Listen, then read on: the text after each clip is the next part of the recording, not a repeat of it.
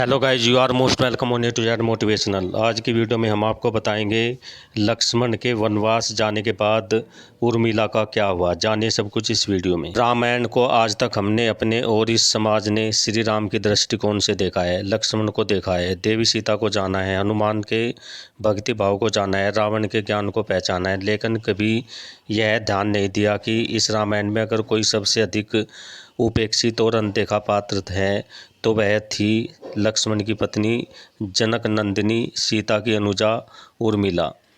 जब राम सीता वनवास को जाने लगे और बड़े आग्रह पर लक्ष्मण को भी साथ जाने की आज्ञा हुई तो पत्नी उर्मिला ने भी उनके साथ जाने का प्रस्ताव रखा, परंतु लक्ष्मण ने उन्हें यह कहकर मना कर दिया कि अयोध्या के राज्य को और माताओं को उनकी आवश्यकता है। असीम पतिव्रता थी उर्मिला के उस नवयौवन कंधों पर इतना बड़ा दायित्व डालकर लक्ष्मण चले गए। वह पल, वह जीवन सरिता जो कोई भी नववधू अपने पति के साथ गुजारती है, वह उर्मिला के नसीब में नहीं लिखी थी। पतिव्रता स्त्री ने जीवन के चंचल पड़ाव पर भी, अपने पति से दूर रहने पर भी लेस मात्र भी किसी और का ध्यान नहीं किया। यह उर्मिला का अखंड पतिव्रता धर्म था। यह उर्मिला की अवर्णित, अचर्चित, अघोषित महानता थी। उर्मिला के महान चरित्र, अखंड पतिव्रत त्याग की चर्चा रामायण में अपेक्षित थी, पर वह हो न सका।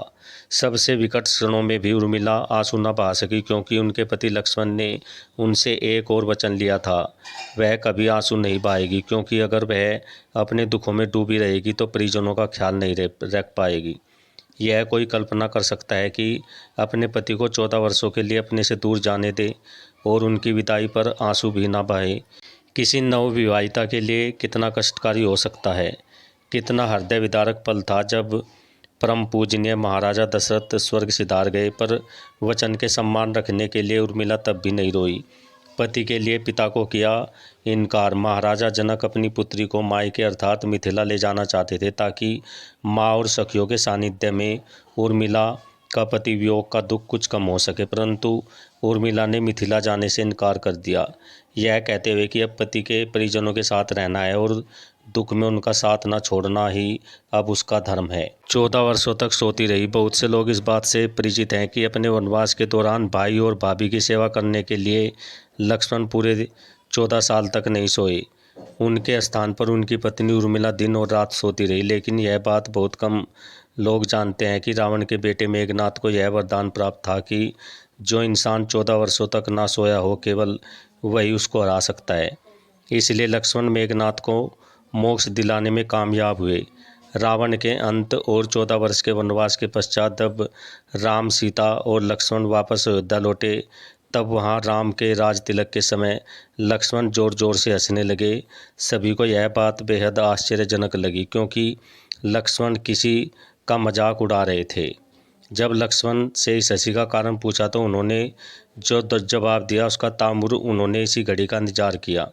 लेकिन आज जब यह घड़ी आई तो उन्हें निद्रा देवी को दिया गया वो वचन पूरा करना पड़ा जो उन्होंने वनवास काल के दौरान 14 वर्ष के लिए उन्हें दिया था।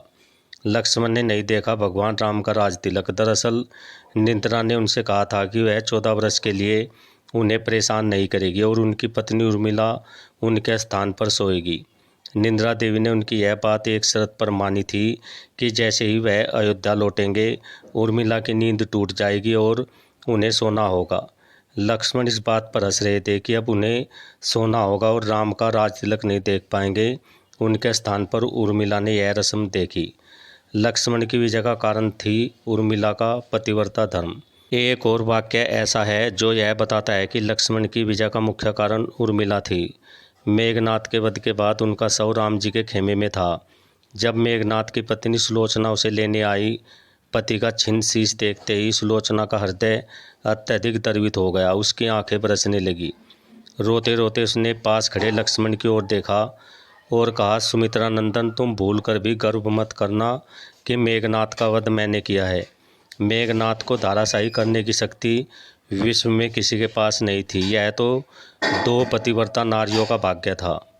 अब आप सोच में पड़ गए होंगे कि निद्रा देवी के प्रभाव में आकर अगर उर्मिला 14 साल तक सोती रही तो सास और अन्य परिजनों की सेवा करने का लक्ष्मण को किया गया वादा उन्होंने कैसे पूरा किया।